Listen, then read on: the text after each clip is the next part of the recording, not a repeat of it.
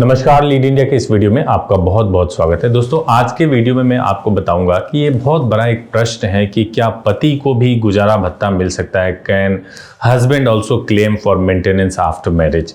तो ये एक बहुत बड़ा सवाल है और बहुत सारे हस्बैंड और ख़ास तौर से जो हमारे फेलो एडवोकेट्स होते हैं वो भी कंफ्यूज होते हैं कि हस्बैंड को मेंटेनेंस मिल सकता है या नहीं मिल सकता है। तो मैं आपको इस वीडियो में आपको वो सेक्शंस बताऊंगा जिसके तहत आपको पता चल जाएगा कि किस सेक्शन के तहत हस्बैंड को मेंटेनेंस मिल सकता है, कौन से लॉ एप्लीकेबल है। तो मैं सबसे पहले बात इसमें करूंगा वो हिंदू मैरिज एक्ट की बात करूंगा।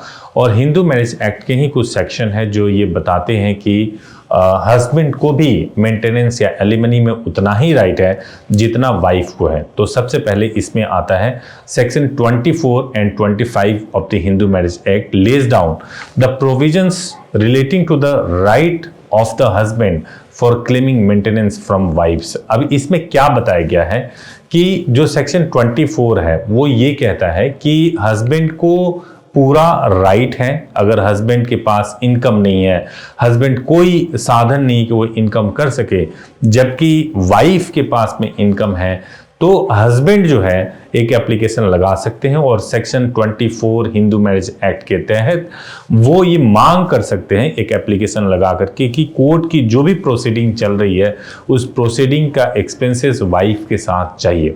Section 24 of Hindu Marriage Act entitles not only the wife but also the husband to claim maintenance pendant light on the showing that he has no independent source of income। तो ये बताता है वो हमारा section 24 Hindu Marriage act है। अगर आपको कोई कंफ्यूजन हो तो बेयर एक्ट उठाइए, उसमें जा करके देखिए कि हिंदू मैरिज एक्ट 24 सेक्शन 24 क्या कहता है।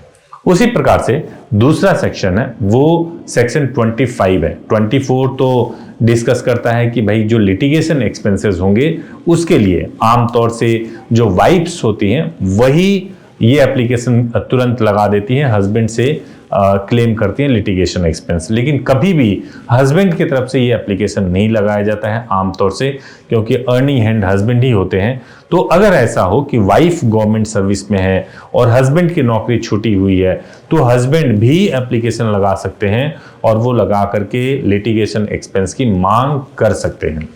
वहीं पे आपके पास आता है section 25 of Hindu Marriage act. ये कहता है कि मेंटेनेंस के बारे में बात करता है कि आखिर सेक्शन 25 के तहत क्या केवल वाइफ को मेंटेनेंस मिल सकता है या हस्बैंड को भी मिल सकता है। तो इस सेक्शन में भी बहुत ही क्लियरली लिखा गया है कि चाहे वाइफ हो या हस्बैंड हो, अगर कोई भी व्यक्ति दोनों में से स्पाउसेस में से कोई भी एक जो कि अर्निंग हैंड नहीं है, जो कमा नहीं सकता है, और दूसरा बहुत अच्छा अर्न कर रहा है, तो जो नहीं कमा पा रहा है, जिसके पास अर्निंग नहीं है, उसको पूरा यह हक है कि वो पेमेंट मेंटेनेंस के तौर पे मांग कर सकता है, एक्सपेंडिचर के तौर पे मांग कर सकता है। तो ये जब तक life of husband and wife है तब तक वो मेंटेनेंस एंड सपोर्ट की मांग कर सकते हैं।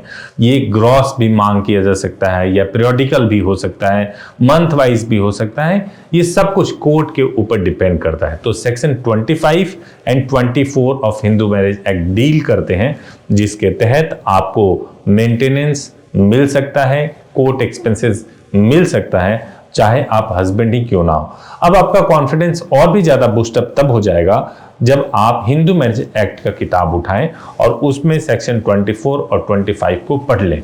अगर आप इसको पढ़ लेंगे तो आपको समझ आ जाएगा और इसका इंटरप्रिटेशन कोर्ट में कैसे करना है, आप अपने एडवोकेट से किस प्रकार से बात करें, आप डिस्कस करें, वो आपको जरूर गाइड करेंगे। अब मैं आपको थोड़ा और यह भी बता देता हूं कि आखिर मेंटेनेंस कैसे डिसाइड किया जाता है। Quantum of maintenance is calculated to be given to the husband. किस प्रकार से डिसाइड होगा, तो मैं आपको 4 फैक्टर बताता हूं जिसमें quantum of maintenance is calculated to be given to the husband. उसके लिए 4 फैक्टर जरूरी होता है। कौन कौन से? पहला फैक्टर तो ये है कि financial and social status of both the husband as well as the wife, यानी कि फाइनेंशियल और सोशल स्टेटस दोनों का कैसा है। क्या ऐसा है कि दोनों के सोशल स्टेटस में बहुत फर्क है? अगर ऐसा है या फाइनेंशियल स्टेटस में बहुत फर्क है, जैसे मान लीजिए कि वाइफ है जो कि बहुत क्लास 1 जॉब करती है या बहुत अच्छे जॉब में है और हस्बैंड जो है प्राइवेट जॉब में है, जॉब छूटा हुआ है या कोविड सिचुएशन है, तो ऐसे में जो है पूरा हक है हस्बैंड को कि वो क्लेम करे और मांग करे अपने मेंटेनेंस के। दूसरा जो है, claims made by husband to get maintenance must be reasonable and appropriate according to the code. अब जो भी क्लेम हस्बैंड मांगते हैं तो वो देखना चाहिए कि रीजनेबल होना चाहिए, एप्रोप्रिएट होना चाहिए। ऐसा नहीं कि कुछ भी आपने डिमांड कर दिया और ऐसा डिमांड जो कि बहुत ही अनरीजनेबल लग रहा हो तो वो रिजेक्ट हो जाता है, उसको कोर्ट नहीं कंसीडर करती है। तो जो भी डिमांड अगर हस्बैंड की तरफ से हो रहा है, वाइफ का इनकम और आपके नीड के बीच में एक बैलेंस होना चाहिए, उसके बेसिस पे ही आपको कोर्ट से प्रेयर करना चाहिए।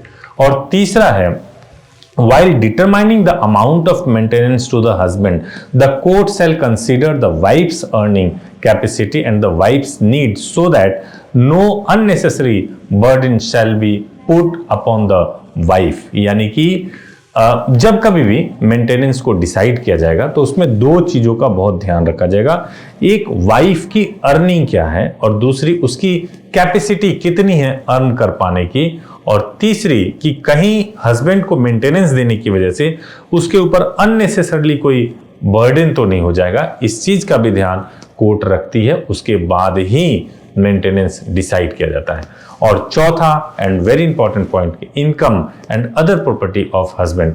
हस्बैंड के पास क्या इनकम है, कौन सा प्रॉपर्टी है, उसको भी ध्यान में रख करके हस्बैंड को क्या मेंटेनेंस मिलेगा, क्या गुजारा भत्ता मिल सकता है, यह कोर्ट में तय किया जाता है। उम्मीद है कि इस वीडियो से आपको समझ में आया होगा, और यदि आपको अच्छा लगा हो और आप चाहते हैं तो इसी प्रकार से आप हमारी वेबसाइट leadindia.law को भी विजिट कीजिए और हमारे YouTube चैनल पे और ज़्यादा वीडियो देखने के लिए चैनल को सब्सक्राइब कर लीजिए, बेल आइकन प्रेस कर दीजिए। और अगर बात करनी हो तो 8800444555 पर कॉल कर सकते हैं, हमारे प्रतिनिधि आपसे बात करेंगे और एप्रोप्रिएट एक्सपर्ट से बात करा करके आपकी समस्याओं का समाधान भी करा देंगे। Thank you so much for watching this video. Thank you.